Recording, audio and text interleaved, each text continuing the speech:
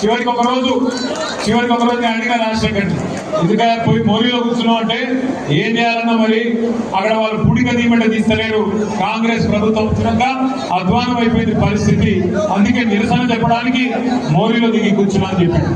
మొన్న మధ్యన ఒక దగ్గర శ్మశాన వాటిక కూడా వాళ్ళు కబ్జా పెట్టి అక్కడ డంప్ యార్డ్ గా దాన్ని తయారు చేసే ప్రయత్నం చేస్తుంటే అక్కడ కూడా పోయి ఆ డంప్ యార్డ్ లో చెత్త కుప్పం మీద అక్కడే కూర్చొని నిరసన చెప్పి మీరు చేస్తున్న తప్పు అని చెప్పి ఇవాళ మీ ఎమ్మెల్యే గారు మీకోసం కష్టపడతా ఉన్నారు.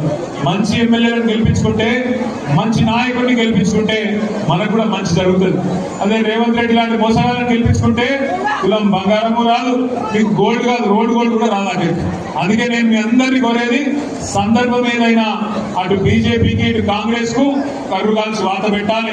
ఎన్నటికైనా మనోళ్ళకు మన మీద ఉండే ప్రేమ ఢిల్లీ పార్టీలకు ఉన్నది. కేసీఆర్ గారికి ఉండే కడుపు నొప్పి, కేసీఆర్ గారికి ఉండే ప్రేమ తెలంగాణ మీద ఎన్నడన్నా బీజేపీ వాళ్ళకో కాంగ్రెస్ వాళ్ళకో ఢిల్లీ పార్టీలకో ఉంటుందా అని ఆలోచించాలి.